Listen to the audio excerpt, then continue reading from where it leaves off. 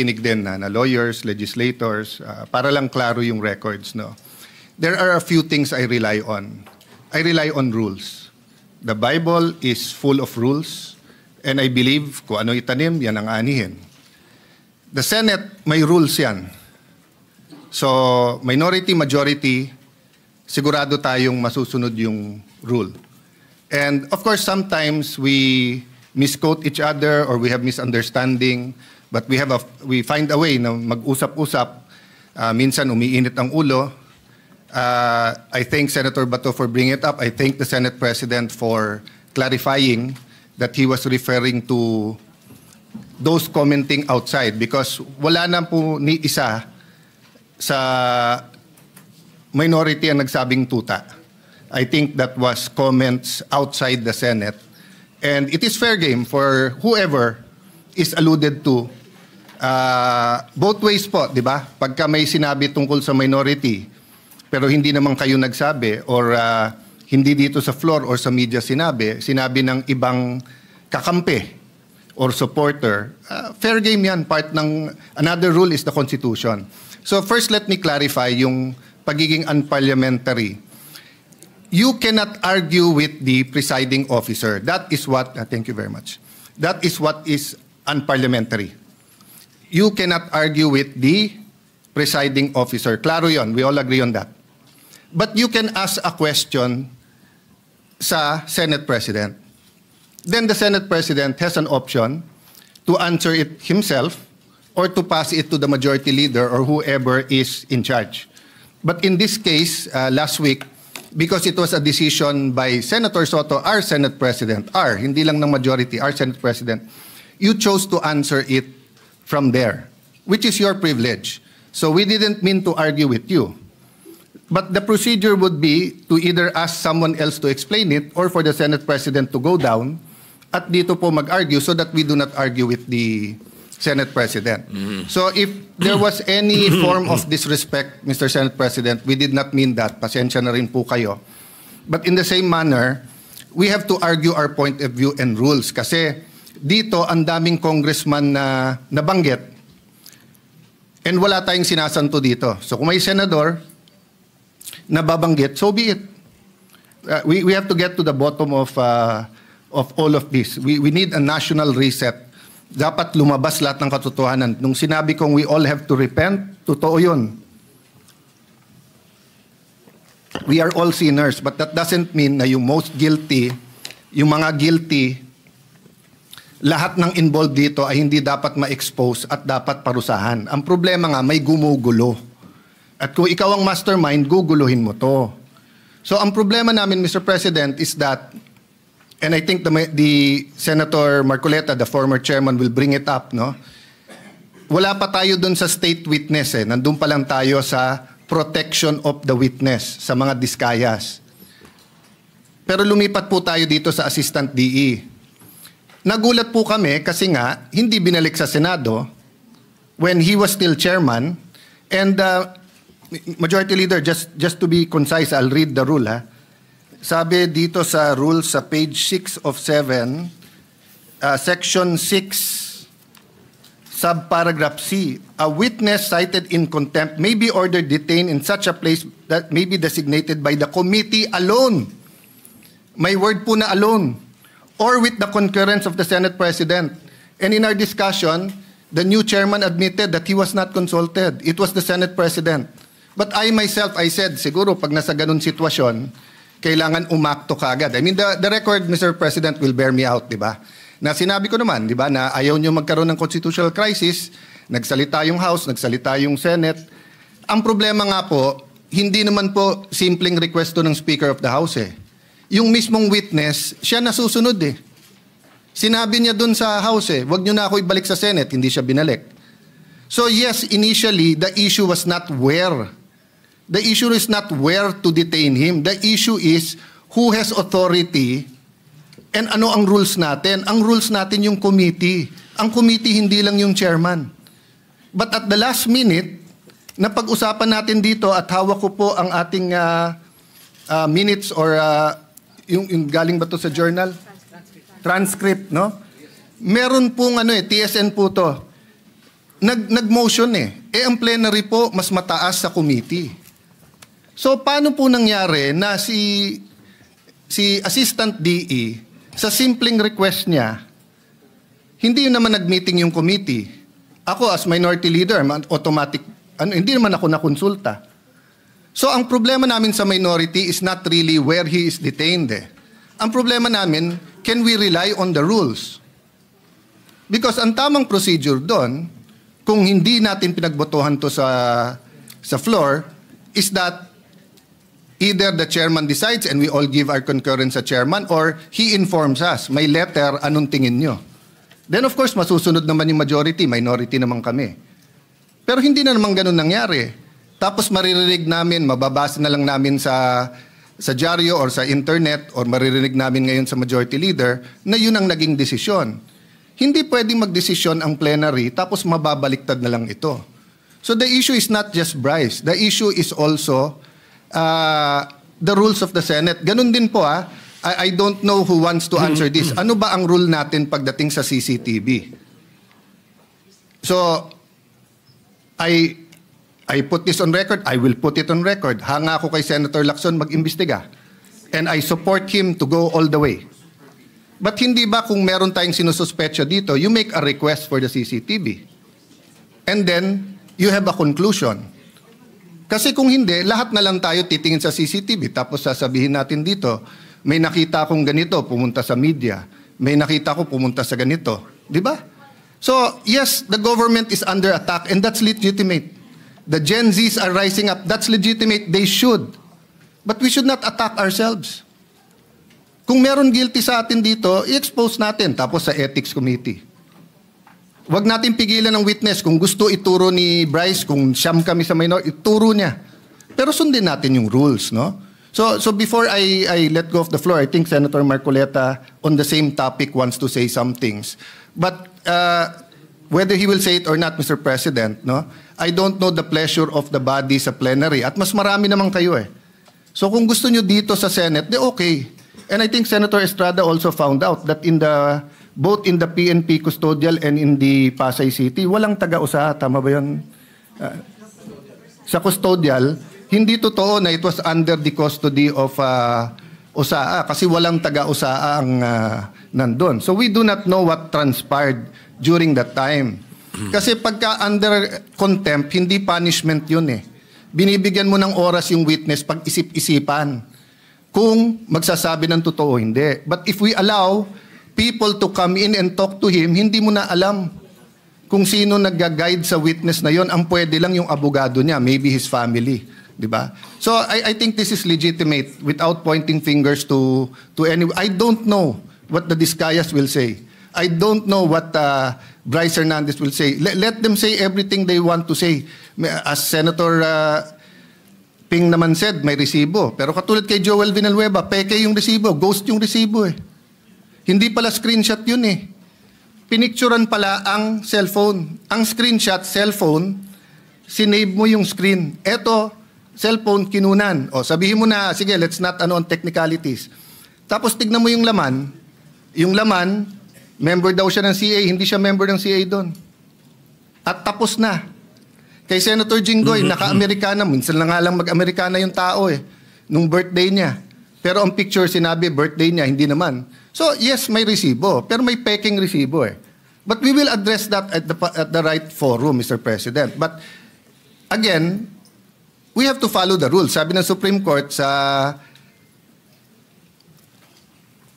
case ni Vice President Sara, sa tamang paraan, sa tamang panahon. Senator Marcoleta, will you... Same issue Same issue ba? Yeah, same issue. So that isang sagutan na lang, maybe I can... Mr. President, Majority Leader. yes, we'd like to recognize Senator Marcoleta, please, Mr. President. Senator Marcoleta is recognized. Mr. President, I rise on a question of privilege. There are recent unsettling statements. Yeah, Mr. President, just to, before my apologies to Senator Marcoleta, because Senator Erwin has been quietly, diligently waiting for his turn to give his privileged speech. Well, if Okay. Senator If Senator Marcoleta- Orin is willing to give way, we have no problem, Mr. President. All right, go ahead. You may proceed. And besides, Mr. Majority Leader, I'm rising on a question of privilege, which is the higher and preferred way of speaking before this body. Mr. President, I am armed by the explanation of the minority leader that we're not questioning the prerogative of the presiding officer, but we can question the Senate President on issues that are quite legitimate, such as the matters I would like to raise today. Unsettling because, Mr. President, on September 9, in your interview with ANC Head Start with Ms. Karen Davila about the Blue Ribbon Chairman being a lawyer, your answer is, there is no such thing as a rule na dapat abogado yun. Abogado ka nga, di ka naman magaling mag-imbestiga, di ba? So useless.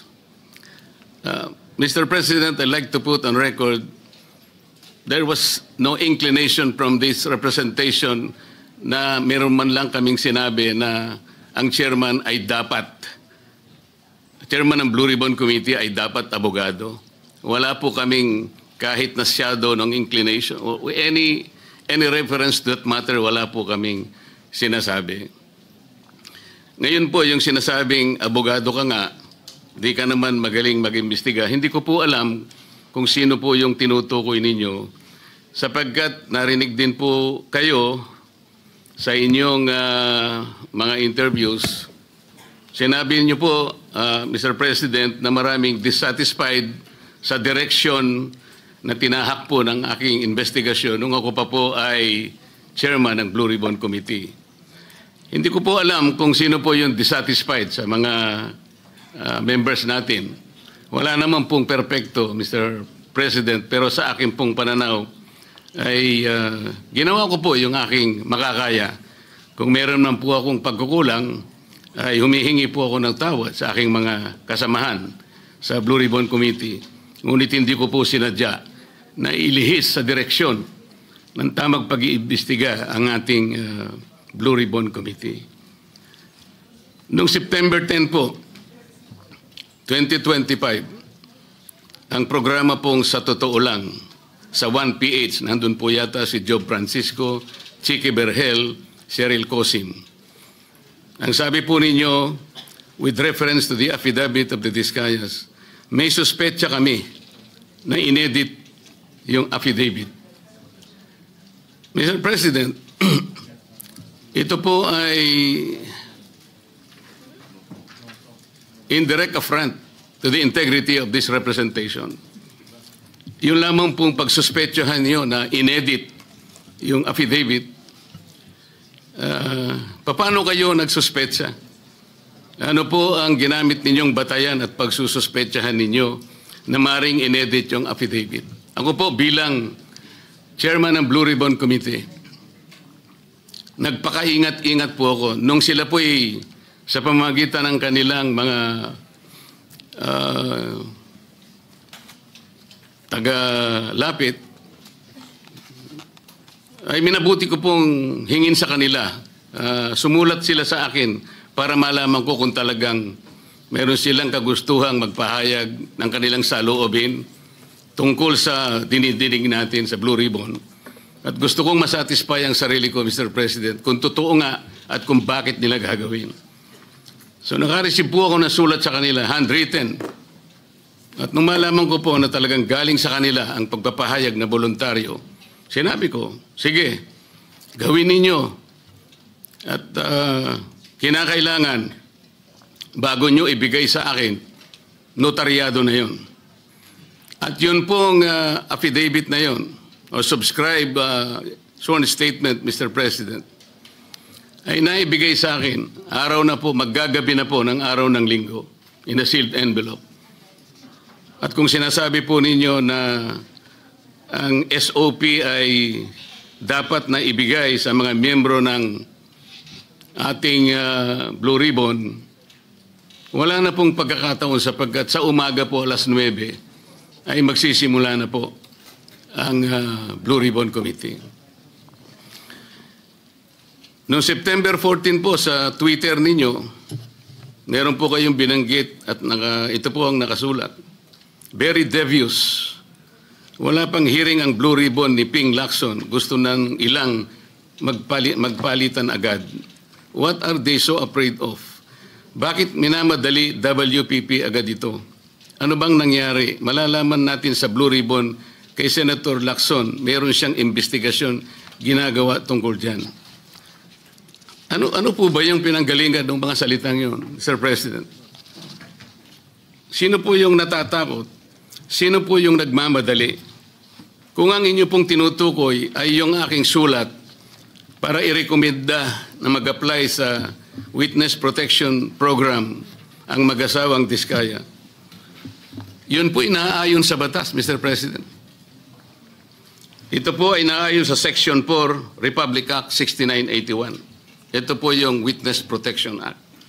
Ang sinasabi po doon, in case of legislative investigations in aid of legislation, a witness with his express consent may be admitted into the program upon the recommendation of the Legislative Committee where his testimony is needed when in its judgment there is pressing necessity therefore, provided that such recommendation is approved by the President of the Senate.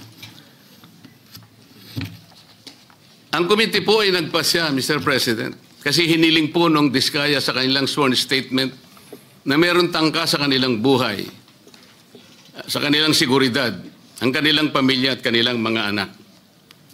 Kung kami po ay nagmamadali, yun po kasi ang sinasabi ng batas. Para makapag-apply po siya na sa Witness Protection Program, ang chairman po ng committee sa pagsang-ayon ng kanyang mga miyembro, kailangan po kami gumawa ng sulat sa Secretary of Justice. Ayun nga po, ipinrepair namin kaagad.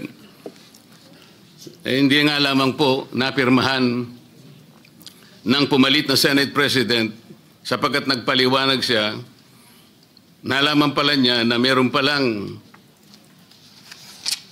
press con ang ating Department of Justice Secretary na doon sinabi niya, hindi raw siya magbibigay ng witness protection sapagkat kinakailangan munang ibalik ng mga Diskaya anumang pera ang kanilang nakuha sapagkat hindi kanila yon. Sa makatid, ang policy daw ng Department of Justice ay ibalik muna yung pera bago aksyonan ang kanyang aplikasyon sa Witness Protection Program. Mr. President, ako po'y nalulungkot maski sa aking press con kanina ay sinabi ko kung bakit ganun ang sinabi ng Secretary of Justice. Wala po sa tuntunin yun eh. Kung babasahin lamang po niya ang Section 3 at Section 10 ng Republic Act 6981, wala pong binabanggit doon na restitution, yung pagsusuli. Nag-uumpisa lang po sa pagsusuri, sa pag-iimbestiga ang komite. Meron na po bang halaga na dapat isuli? Na-determine na po ba yun? Meron na po bang ruling na kung ano kung sino at gaano ang isosoli ng kung sino man ang may kasalanan? Meron na po bang ganun? Wala po eh. Prospective lang pong mag-a-apply eh. Nasa sections 3 and 10 ang mga requisites kung ano-ano po yun. Mga 10 requisites po yun. Yung restitution, wala po ron eh. Kaya po ako'y nalulungkot kung bakit po binanggit yun ng Secretary of Justice. Samantalang, nung pong linggo, bago magkaroon ng hearing noong September 8, nagkausap pa kami at binigyan pa niya ako ng kasiguruhan na sige, ibigay mo na sa kanila ang pangangako na mabibigyan natin sila ng immunity sapagkat tayo naman ay magkapartner sa kagustuhan natin, pati yung Witness Protection Program ay ating maipasakagad. So yung pagbibigay po niya sa akin ng garantiya, kasama na po yung kanyang USEC.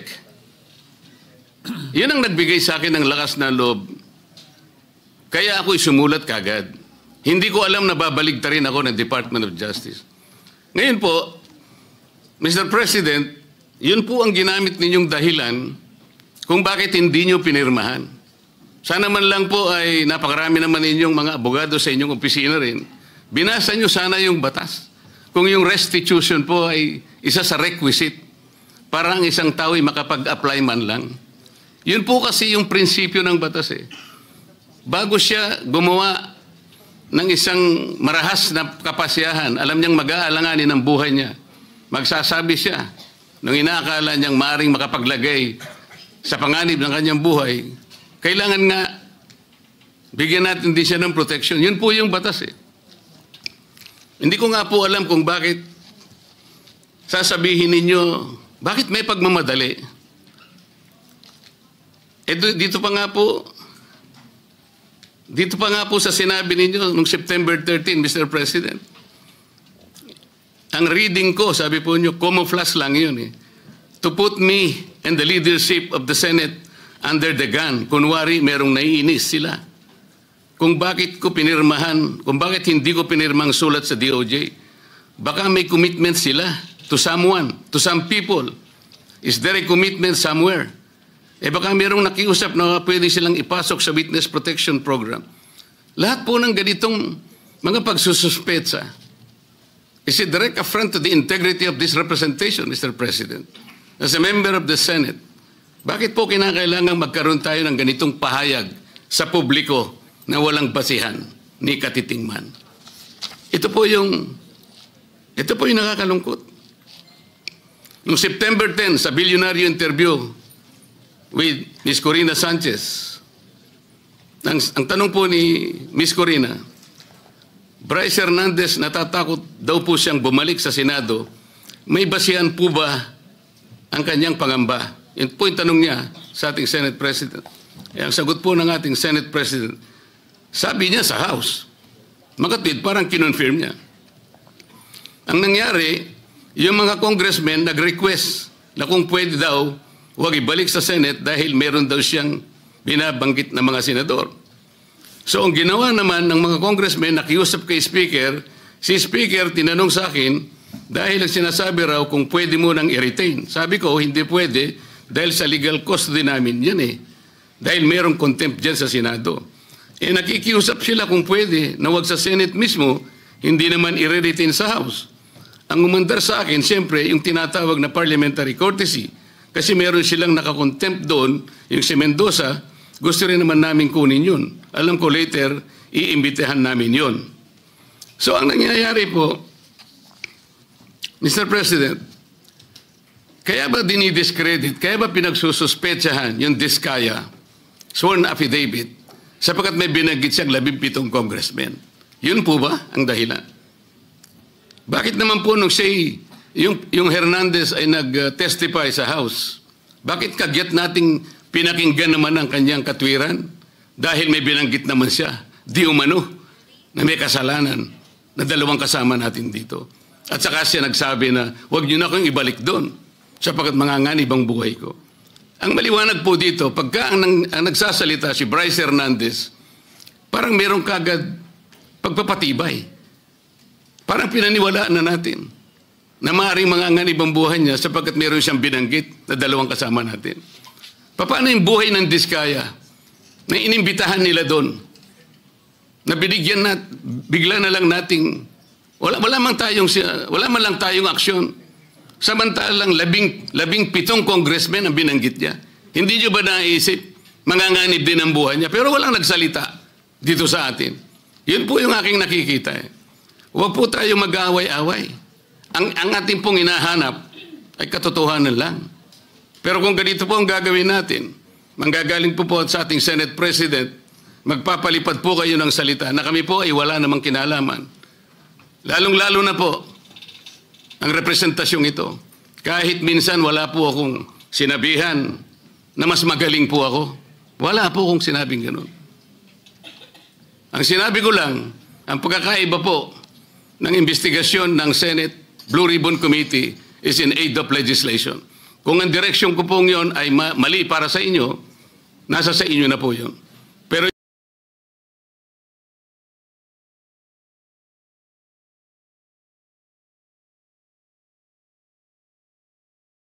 Yun po ang nalalaman ko. Sa 3 pagdinig lamang po, nasabi ko na po kanina sa press con, sa 3 pagdinig pa lamang po namin, nakita ko na po ang pangangailangan ng halos 14 na legislative measures na dapat natin kagad na ipasa para sa ganon, maayos natin, ma-address natin kagad ang malalang problema ng corruption sa ating bansa. Maraming salamat po sa pagkakataon, Mr. President. Thank you, Senator Marcoleta. Majority Leader, Yes, Senator Kiko Pangilinan would like to be recognized, Mr. President. an objection? Hearing none, Senator Kiko Pangilinan is recognized. Thank you, Mr. President. This is not an interpellation, just a manifestation. Mr. President, bago pa man naglabas ng affidavit ang mag-asawang Diskaya, nag-comment na po ako dahil narinig ko doon mismo sa hearing nung tinanong siya nung ilang mga senador, binanggit niya ang mga pangalan at sinabi niyang mula 2022. Hindi bago ng 2022. Wala pa ho silang affidavit noon, tinanong sa kanila sa hearing. Kaya nung pa man, nag-comment na ako. At ako mismo sa comment ko, sabi ko, mukhang Photoshop tsaka edited. Hindi yung testimonya, hindi yung affidavit, kasi wala pang affidavit noon eh. Testimonya pa lang nung una o pangalawang hearing. Kaya, in fairness to the Senate President, kung sinabi niyang edited, I was not referring to, this representation was not referring to the affidavit or in any way referring to the chairperson of the Blue Ribbon Committee. I was referring directly to the testimony given during the hearing, public hearing, of the Diskayas, that they said they started flood control projects in 2016 and then went on to continue until 2025. And they too said na itong mga binanggit nilang pangalan ay sa 2022 lang. So kahit na wala pa ho yung affidavit, doon pa lamang sa kanilang mga testimonya during the public hearing, nakita ko na mukhang hindi kapani-paniwala. At least this is my view as a lawyer, na mukhang kung gagawin silang state witness, kinakailangan buo, hindi edited. And when I refer to edited, sila bilang mga testigo, ine-edit nila. Hindi yung chairman ng komite, hindi yung sa abita. I was not referring to the affidavit. I was referring to their testimony when the affidavit had not yet been actually submitted. Just for the record, Mr. President. Thank you, Senator Pangilinan. In addition, Mr. President, in addition, point number 2, sorry. I was a member and continue to be a member of the committee, the Blue Ribbon Committee. Unfortunately, as was pointed out by the former chairperson, it is the committee that decides as to whether or not we will agree to have a witness taken as in custody to become a witness under the Witness Protection Program. Unfortunately, as a member of the committee, I was not able to read the letter of the chairman then addressed to the Department of Justice. So in that case, Mr. President, sabi siguro kanina, if I heard correctly, nagmamadali dahil nga yung seguridad ng ating mga magiging witness dapat ay paramount. Pero sa akin, mas paramount siguro na may process na ang mga committee members makita man lang yung sulat bago ito'y ma-repair sa Department of Justice. Wala akong nakita, wala po akong nabasa, nakita ko na lang sa dyaryo, Mr. President. Mr. President, kailangan lang masagot yung manifestation ni Senator Kiko. For a while, Importante lang, Senator Marcoleta, Mr. President. you have not been recognized yet. Majority Leader. Yes, Mr. President, we'd like to recognize, he may be allowed, if with the permission of the Senate President, let him allow him to answer, or at least reply to the manifestation of Senator Kiko Pangilinan, and then after we'll recognize our Senate President for his interpellation. All right. Thank you, Mr. President. Wait for a while. Senator Marcoleta is recognized. Thank you. Maalala po natin, Mr. President, na nung pangalawang hearing po ng Blue Ribbon Committee, doon po namin finload yung idea na kung nais po ng mga resource persons, particularly po yung mga 15 contractors na naimbita sa ating Blue Ribbon, kung gusto ninyo na magsalita kayo, come into the open, pinload po namin sa second hearing yon. Makakatulong po kayo sa Estado, lalong-lalo na po kung magbabanggit kayo ng mga taong alam ninyo na mas malaki kaysa sa inyo kung bakit nangyari ang matinding korupsyon sa ating bansa. So pinupload po natin yung idea na maaari silang mag-apply under the Witness Protection Program. Kaya po yung una nilang pananalita, nung sila ay wala pa po at hindi pa nakumbinsi siguro na lalabas, iba po yung kanilang testimony sigurado. Ngunit nung malaman nila na may pagkaseryoso naman po yung offer namin, na kung makakatulong po kayo, magsabi na kayo ng totoo, baka po, sabi namin, yung criminal prosecution, madidispense na yon, pinaka most likely siguro, pagdating ng araw, civil liability na lang ang haharapin ninyo. Meron po akong paniwala na pinag-isipan nilang mabuti yon, kaya lumabas yung mag-asawa na yon. Nung lumabas sila, natural dahil sa magsasabi na sila ng totoo, lalabas po talaga kung anong gusto nilang sabihin. Maring taliwas po doon sa narinig na nauna na pahayag ni Senator Kiko. Sa mga tweet, hindi po pwedeng pagbasihan yung nauna nilang pagsagot sapagkat hindi pa sila nakapagpasya na kanilang sasabihin na kung anong nalalaman nilang totoo sa kanilang kalooban. Yun po yung totoong nangyari ron. Kaya hindi po ako naniniwala nang dahil lamang doon sa maaring hindi pareho nung una yung kanyang testimony at doon niya na sinabi yung buong katotohanan ay maaring edited o maaring may pagbabago o hindi pwedeng pagbasihan.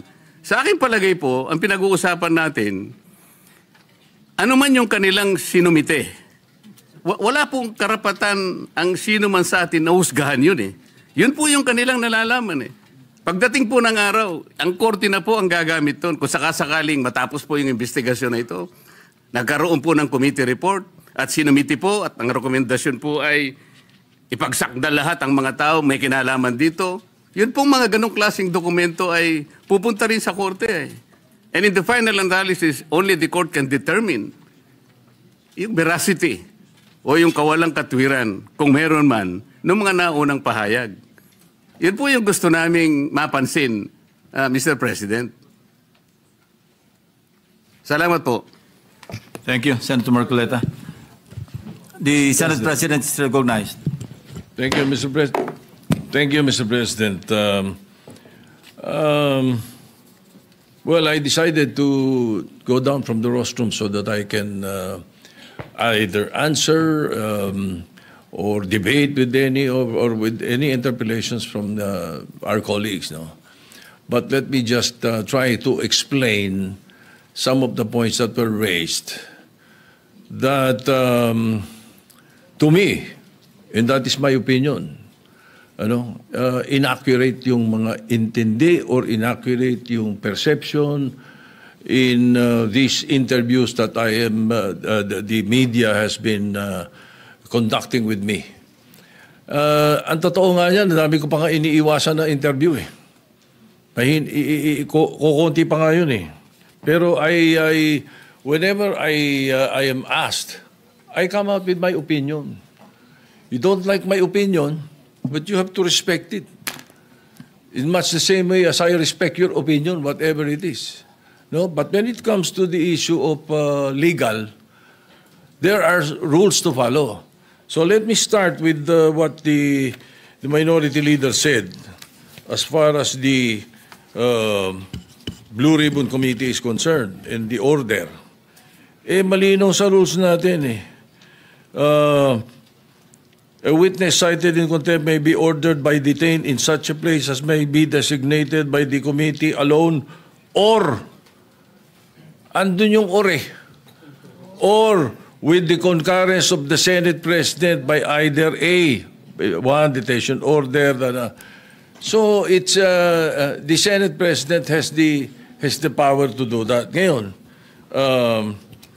nung binibigay sa akin yung binigay sa akin yung sulat para i-recommend yung witness protection program ng mga Discayas, ang feeling ko incomplete eh. Ang usapan at narinig ko ito kay Secretary of Justice, kailangan tell all, hindi tell half. Di ba? Ang mga binabanggit, 2022 to 2025 eh. Sila number one contractor, 2016 to 2022 eh. Ba't wala doon ang kwento? Di ba? So, you cannot blame me if I do not want to immediately do that. No? And then I know for a fact, as I said in the media, I know that there is a possibility that we will change the leadership the following day. All right. Now let me continue with some of the opinions that were aired. Well, of course, yung nabanggit kanina ni Senator De La Rosa, pasensya na, baka nabigla ako at nagamit ko yung salitang gimmick, ano? Pero it could be had been a wrong word that I should not have used, no? Pwede kasing opinion yun, sapagkat yung public ang madalas kong marinig na sinagsasabi nun eh. Ano? Now,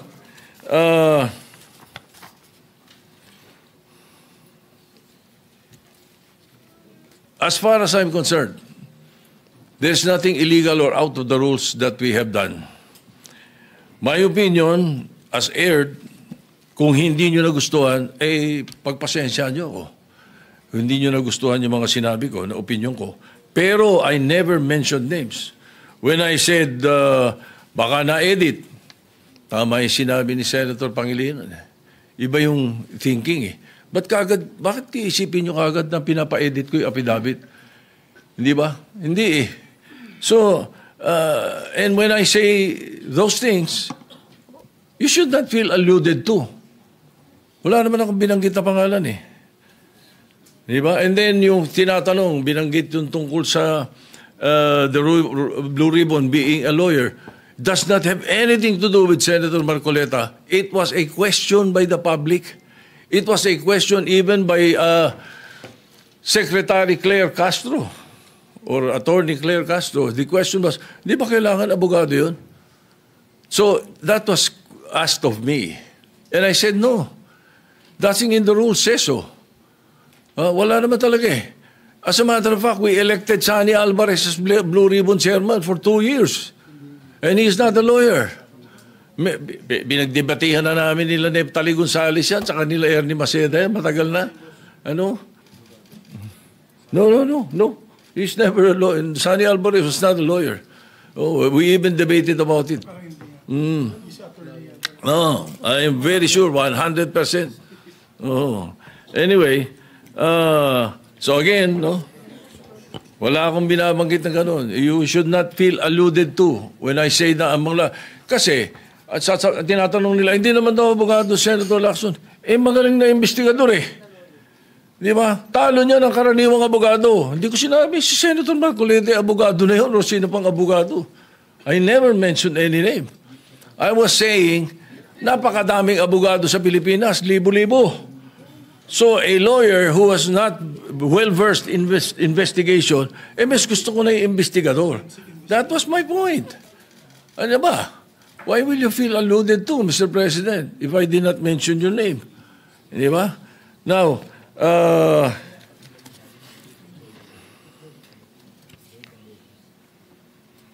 again, as far as the rules are concerned, the Senate President has the power to order his transfer, especially in this case, now I asked the chairman of the Blue Ribbon Committee after they sent a letter, and it was done in court.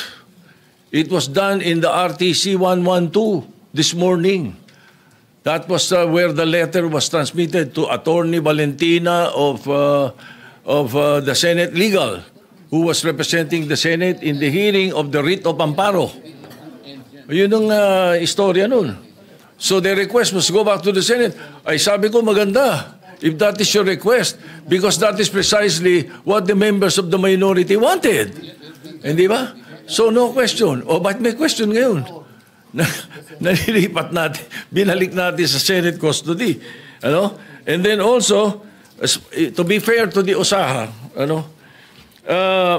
every day, they monitor wherever that person is. Kahit na nung dinala natin yung si Colonel something sa Muntinlupa, mayroon tayong sa Pasay City Jail, si Balad ba yun? You don't need to have an OSAA there the whole day, 24 hours. It's not necessary. The important thing is it's under the custody of a legal custody. Yun ang importante ron. So hindi kailangan nakabantay OSAA doon. Now, if you want to change the rules, then you propose some amendment to the rules na gusto niyo OSAA nakabantay kahit saan natin ilagay. Alright? Now, maraming nabanggit kaya isa-isa natin to. Pasensya na kayo. Ang Witness Protection Program, ang pagkakaalam ko, magkakaroon ng immunity from criminal prosecution. So, kung natatakot sila sa kanilang security, billion-billion ang pera nila Ang dami nilang pwedeng bayaran security guard Kahit 1,000 security guard kaya nila Bakit kailangan ang gobyerno? Ay galit na ang mga tao dahil hindi nga natin malaman kung ilan yan, kung nangyari nga yan, kung sila nga yan, hindi po ba? Kaya we were just trying to be prudent. Konting konting hinay. Huwag yung sasabihin natin. Kaya sabi ko, ba't tayo nagmamadali? I'm not pertaining to any senator. Bakit, sana do not feel alluded to if I don't mention your name. Di ba? Oh, and then, state witness, there is no other direct evidence available for proper prosecution So, it is not applicable to the Discayas. At saka hindi rin pwede sapagkat ang pananaw ng karamihan, ang pananaw ng taong bayan, sila most guilty. Ang pwede sa Witness Protection Program, yun, not the most guilty. Ayun ang sinasabi ng batas. Anyway,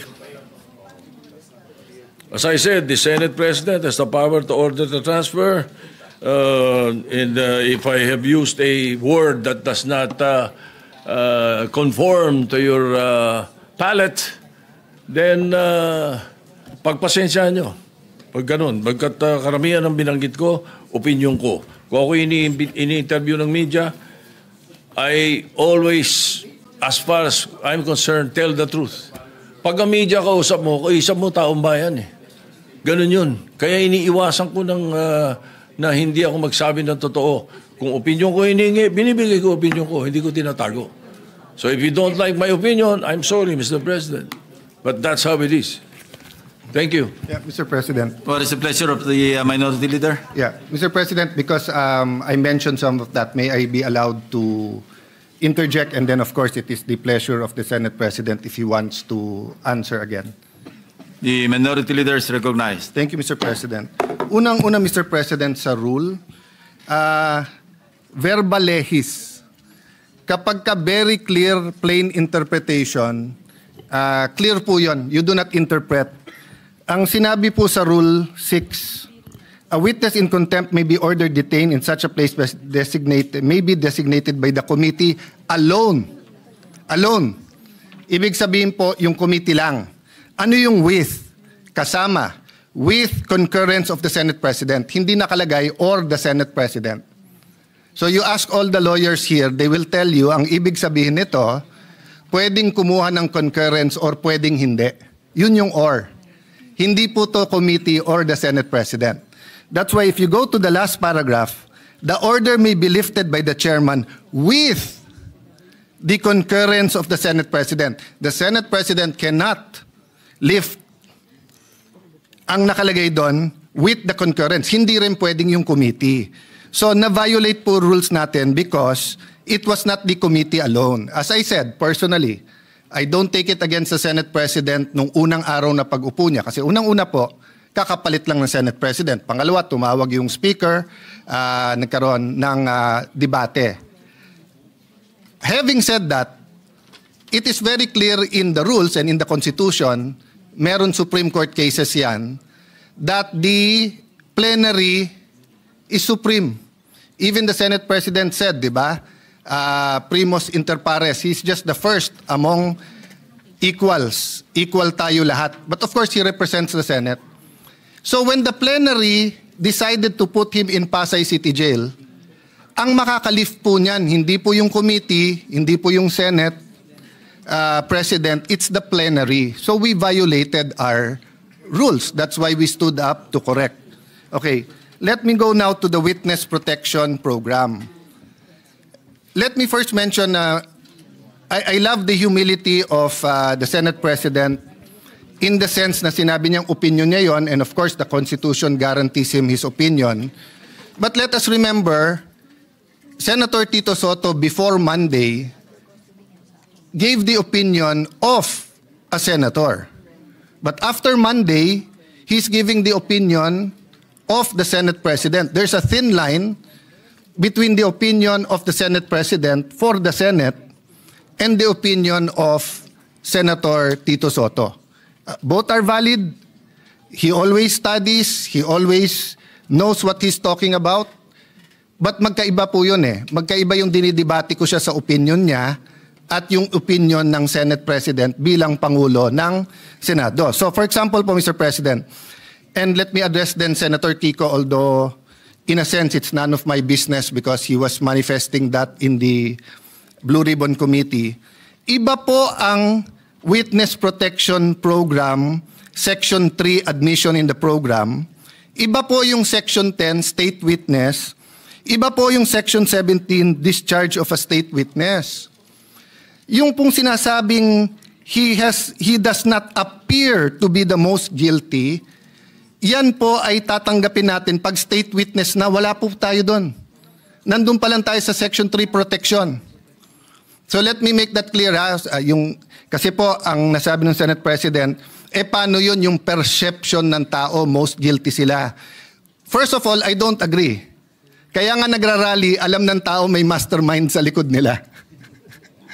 Di ba? Napakagaling naman ng Diskaya na pati BICAM, pati budget, pati everything, sila ba nagpapatakbo ng gobyernong Pilipinas? Di ba? They probably could be one of the most guilty na may kasama sila, pero it is very much possible na may mastermind behind them. At hindi lang po sila ang may ghost. So kung sila ang mastermind, then ibig sabihin, for example, ano pa? Wow, Sims, etc. Ibig sabihin nun, kasama din sila. Pero kung ginagawa din ng Sims yun, ginagawa din ng Wawaw, maaring individual racket yun, maaring meron pong mastermind.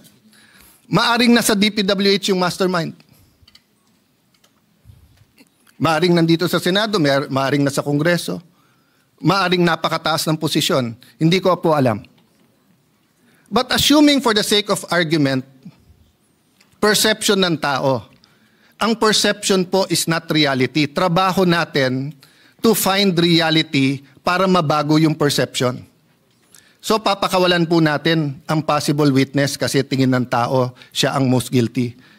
So, halimbawa po kay Napoles, if there was someone most guilty, wag na natin habulin kasi tingin ng tao siya most guilty. Dapat hinabol natin. No? Ngayon, siya mukhang most guilty, siya yung nakakulong. What's my point, Mr. President? Bakit nag-react si Senator Marcoleta? If I may, Senator, I cannot speak for you, but you're my good friend.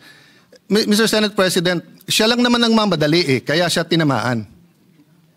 Pero tama na magdali siya, bakit buhay Pag sinabi ng isang witness that his life is in danger, whether we agree with that witness or not, we have to protect their lives. Kahit payag tayo o hindi. Kahit tingin natin nagsisinungaling o hindi. Bakit po? Okay, number one, wala pong magnanakaw na hindi sinungaling. Kaya nga ang kapatid ng magnanakaw ay sinungaling. Bakit po? Ghost Project, Pinirmahan mo na may project eh. So nagsinungaling ka na may project kasi wala eh. Di ba? Ninakaw mo, hindi sa'yo yun. Pinalabas mo sa'yo, nagsinungaling ka na. So magkapatid po yun. Hindi nga magkapatid, it's the same person. So pagka nahuli, hindi ka agad aamin yan. Magsisinungaling muna yan. Hindi ako yan. There is a process and a time. And tama po si Senate President, tama po the esteemed Senator Kiko, dumaan sa proseso. Ang problema natin, ayaw natin sa proseso. Protection pa lang, sinasabi nila, papatayin sila. So pagka yan, binigyan mo ng protection, kasunod na doon, sandali lang, ano ba alam mo? So question, paano yan baka magsinungaling? Hindi po, bakit? Sabi po sa Section B ng Section 3, Section B, his testimony can be substantially corroborated on material points. So again, quoting Senator Lacson, may resibo. But quoting myself, hindi peke na resibo, hindi ghost receipts. So ibig sabihin po, pagkatapos mo bigyan ng proteksyon, papupuntahin mo ngayon sa DOJ. Doon mo na pakakantahin. Doon mo na i-assess. Bakit importante to? Kasi pag nakita ng SIMS, nakita ng Wawaw na may kumakanta na, mag-uunahan na yan sa DOJ kung sino ang kakanta. Parang karaoke yan. Pag hindi pa naka-on at wala pang may hawak ng mic, walang gustong kumanta. Pag kinuha na ang mic at kinanta na yung My Way, agawan na sa mic yon. Habang walang kumakanta kung sino ang mastermind dito, wala, liligawin po tayo. Tayo, ngayon. I feel for the Senate President. If part of him feels we're wasting time, may I admit, Mr. Senate President, dear colleagues, part of me feels that we might be wasting time. Bakit? Instead of using this to find the mastermind. Senator Lacson, I appreciate what you've been doing. Having said that, let's go back to the rules. Pag binigyan mo ng protection ng mga diskaya at hindi sila magsabi ng totoo, that can be corroborated in material points. I-discharge mo sila, bahala sila sa buhay nila. Pero may mga techniques yan. Sa ibang bansa, yung kanilang Attorney General, DOJ, sasabihin yan, paano yan, kumakanta na? O kaya sasabihin sa diskaya, papakawalan ka namin, walang protection, pero ipagkakalat namin, sinabi mo na sa amin, ayaw mo lang pirmahin kung sino ang mastermind. So, there are different techniques that are legal to ferret out the truth. Pero hindi naman pwede pong, sabi nga ni Senator Escudero pag binanggit ang congressman, hindi credible. Pag binanggit ang senador, credible. Pag binanggit 2022, papunta ngayong credible, hindi binanggit. I myself think dapat banggitin na 2016. Ba't banggitin nyo rin 2010 to 2016? Wala naman nagsabing graft-free ang ng DPWH noong 2010 to 2016 Sa bayan namin, contractor, congressman, doon na uso yung sheet piling 2010 to 2016. Bago noon, walang sheet piling sa Taguig. Pero yung sheet piling na isa sa mga pinaka-corrupt ways of flood control, nangyari po to 2010 to 2013 or 2016. So let's get to the bottom of it. But let's follow the law. Yung state witness, malayo pa yon. So nung una ko nabalitaan, kailangan state witness, I disagreed with Senator Marcoleta and went up to him and said, Boss, baka magkaiba tayo ng opinion kung dapat si Diskaya. Pero tama nga siya, wala pa tayo dun, nasa protection pa lang . Hindi pa natin naririnig kung anong sasabihin nila. Ngayon, kung hindi ko na itutuloy, pero yung initials na lang, kung BS ang sasabihin sa atin, buisit sila. I-release mo sila ulit. Diba? Pero paano po kung willing sila magturo? Last point. Iba po ang discharge of the accused to state witness. I think it was JV Hinlo sa Facebook na nagsasabing, remember, hindi all or nothing to. Pag state witness ka, hindi ibig sabihin, totally discharged ka na. Pwedeng halimbawa, imbis na 5 habang buhay na pagkakulong, 1 habang buhay na pagkakulong ka na lang. Ngayon yung sinasabing kailangan isoli yung pera, I agree with that. 100% dapat may restitution. 100% dapat ibalik. Sa Biblia nga, doble pa dapat ibalik. Ito lang po ang tanong. Wala sa batas yun eh. Wala sa batas. That's a matter of public policy. So what does it mean? Patawag mo muna yung mga diskaya o anong willing nyong gusto sabihin. Okay. Makorroborate nyo ba? Ibig sabihin, meron bang resibo yan? So sinabi mo, eto binigyan ng 30%, nasaan yan? Kasi hindi ko na po babanggitin ngayon ha. Or babanggitin ko na po ngayon. Sa Taguig, may project po ang mga diskaya. Open bidding eh. Pero kung hindi ako magkakamali, sa Pasig, meron din pong project ang mga diskaya. Both kay Mayor Vico sa City Hall at both sa And siya pa nga nagsabi nun, kung hindi ako nagkakamali ha. This is not an expose. I'm just telling you as a fact. And I'm looking at when tong mga project na to. So far, wala pa kami nakikitang ghost. So far, may nakikita kami. Maganda pagkagawa, okay or pangit, pero subcon daw. Hindi ko alam. Of course, malicious yung pagka-post. Malicious, mali na delicious. Malicious. Kaya pinagpepiestahan kasi pag sinabi 1 billion in 3 years, Taguig has 1% of the population of the Philippines. We have 1.3 million people, almost 1%. Taguig is one of the biggest income earners of the Philippines. So ang infra ng Taguig is between 7 to 9 billion. So sa 7 billion a year, in 3 years, 21 billion. Ang 1 billion mo, wala pang 4%. Ang Taguig used to be underwater for 3 months. Pag umulan ng December or November, hanggang January na yon. Awan ng Diyos, hindi masyadong bumabaha ngayon. Very minor. So what's my point? Imbestigahan niyo po kami. Huwag niyo pong i-exempt ang kahit anong city. Huwag niyo i-exempt si Alan Cayetano. Huwag niyo i-exempt ang congressman namin. Huwag niyo i-exempt yung kapatid ko na dating mayor. Huwag niyo i-exempt si Vico Soto. Huwag niyo i-exempt si Joel Villanueva. Lalong niyong wag i-exempt si Jinggoy Estrada. Huwag niyo i-exempt ang mga congressman. Pero bakit? Sandali lang. Nagsalita ka diskaya, bawal ka na. Pero ikaw, Bryce, dahil senador binanggit mo, sige, sabihin mo lang kung saan mo gusto, doon ka na magstay. Hindi ata tama po iyon. No? So, ganun din ang hamon ko sa DPWH.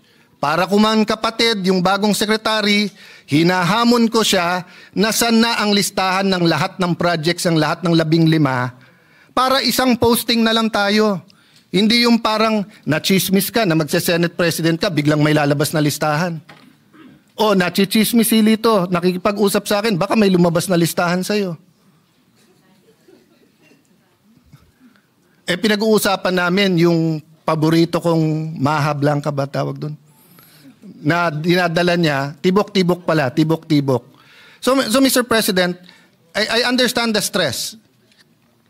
Bagong upo ang majority, the country is in turmoil in sense of finding an answer. But there are rules we have to follow. So, mahaba pa to pero witness protection program. Doon pa lang po sa protektahan. Marami siyang pera, may security. So kung napatay siya, we will never know. We will never know who the mastermind is because a simple sulat order na please protect them. Protect them, give them 48 hours. Pag hindi sila nagsabi kung sino. Pag sila nagsabi, pero BS ulit yung sinabi nila, di-discharge natin. Number 3, hindi po kami ang nag-request ng meron pong taga Office of Sergeant at Arms. Pinapaliwanag namin na sinabi na pag may nangyari sa kanila dito, pag dito sa Senate, yung perception na sumusunod tayo sa witness.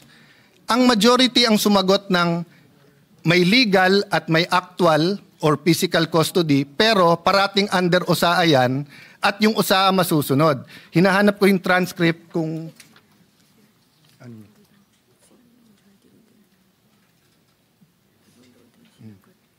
yeah. Okay, anyway, hinahanap ko kung nabanggit na meron taga-OSAA doon. Pero nabanggit ko, I know, wag na tayo mag-ubos ng oras to look at the TSN. Ang concern namin, sinong magko-coach o kakausap sa kanya doon. Don't worry, mahigpit ang rules. 'Di ba? Tapos nandun ang USAA, wala nga yung USAA dun eh. So yun ang point namin. Hindi po namin krinikriticize ang USAA, hindi namin nahanap, pero napakabigat ng ano na to, ng mga allegations dito eh. So yung integrity ng witnesses, napaka-importante. Opinion, I agree with you, Mr. Senate President. Dapat hindi dapat hindi tinatamaan. Nabanggit nyo, devious, ibig sabihin, makademonyo, yung plot na magkakaroon ng bagong Senate President. Unang-una, ang nagbanggit na mag-ingat sa coup ay kasama nyo sa majority noong Thursday dito, hindi kami sa minority. Pangalawa, 2007 pa ako nandito sa Senado, wala pa akong nakitang minority dito na ayaw maging majority. Si Coco Pimentel, tuwan-tuwa sa magiging minority, pero gusto niya maging majority at gusto niya maging Senate President. Sa 24 sa atin dito, baka si Lito Lapid lang ang ayaw maging Senate President. Pero baka gusto mo rin. Baka gusto mo rin. Pwede rin. Pwede rin. Oh. So, 3 na lang kailangan natin, Supremo. 9 na kami, pang 10 ka, 3 na lang, 13, Supremo. Okay. What's my point, Mr. President? Hindi po kami ang nagsabing may plot. Alam niyo po, kung nabasa ko to sa Facebook, napakaganda. Sabi niya, what is the difference between stupidity and intelligence? Sabi niya, ang intelligence may hangganan. Tama nga naman, wala naman hangganan ng stupidity, di ba? So tanong ko sa inyo, mga kasama ko, sa minority man majority, sinong tanga na magkuku tapos i-announce tapos ilalagay sa Facebook na may numero na sila? Di ba? Wala naman magkuku tapos i-announce tapos sasabihin na meron. Siyempre lahat tayo may supporter, kinikilig yun. O ilabas natin bukas na si JB Ejercito ang magiging Senate President, kikiligin po ang mga supporter ni JB Ejercito.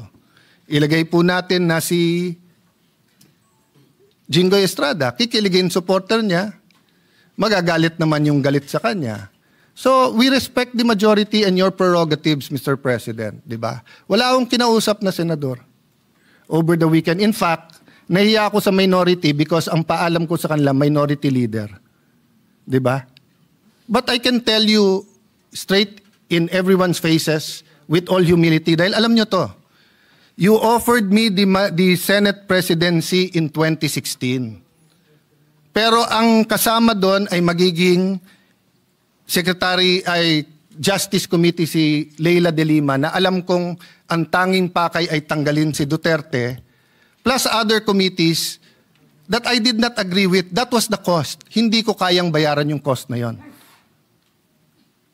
Hindi ko kayang bayaran yung cost na yon. So, I lost it. Napunta kay Coco Pimentel and it was good for the country, Panay Mindanao. But yun yung cost. Oh, it was offered to me again last month. But sabi ko, hindi ko kayang saksakin sa likod. Kahit sa harap, hindi ko kayang saksakin si Cheese Escudero. So humanap ng ibang kandidato. And I think, at this time, Senator Soto has a role to play. And he is Senate President. Di ba? So if and when it is offered to me, it will be in terms that I can pay the cost. Kasi lahat yan may cost eh.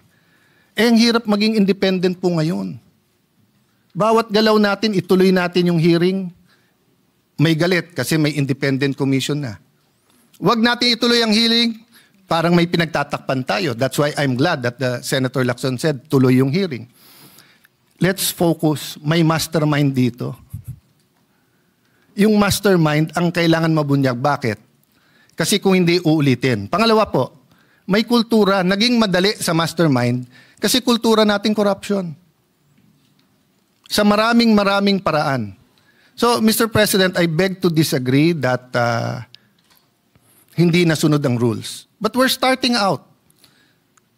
And our plate is full. Sa minority, we have a nation-building agenda. We plan to participate sa budget hearing. Sinabi, wala ng flood control funds. Some want it sa feeding program. Some want it sa education. Some want it in different programs. So we'll all be busy here, but we have to establish. So what do we do now? I do not know the pleasure of Senator Jinggoy or the pleasure of the chairman of the Blue Ribbon Committee kung siya hold. But as of now, hindi natin nire-reverse ang plenary sa Pasay City Jail. If you ask me to vote, ako gusto ko dito. Kasi hindi naman penalty ang contempt in the sense na gano'n, no? But Mr. President, hindi naman pwedeng magbobotohan tayo dito sa plenary tapos i-reverse ng kung sino man. Yeah, with may be recognized. Yeah, Majority Leader. Thank you, Mr. President. Just on the technicalities of the rules, let me just state for the fact na yan po yung original request ni Senator Marcoleta. There was a letter given to the Senate President at that time that Bryce Hernandez be remanded back to the Senate. So for clarity lang po yan. And then we had a debate after the Senate President tried to look for a win-win solution after the witness had asked, going back to what I said earlier, that did not be brought back to the Senate. When the new Senate Blue Ribbon Chair was elected, which is the gentleman on the podium today, Senator Panfilo Lacson, he conferred with the Senate President. Nilalagay ko lang po yung proper context, no? Kinausap niya yung Senate President na ibalik na lang po sa Senado. So, wala po talaga tayong bina-violate na rule niyan. Although, I think to keep this long story short, Mr. President, naawa kasi ako kay Senator Erwin Tulfo. Kanina pa naghihintay ng 3:30. Yan ang pangako ko sa kanya na magbigay siya ng privileged motion and privileged speech. Para, lamang po, para siguro ma-rectify itong problemang ito. May we ask the gentleman, are you objecting to the recommitment of the witness to the Senate? Because if so, then I'll make the proper motion and we will sustain the decision of the Senate President. And that's it. Because if there's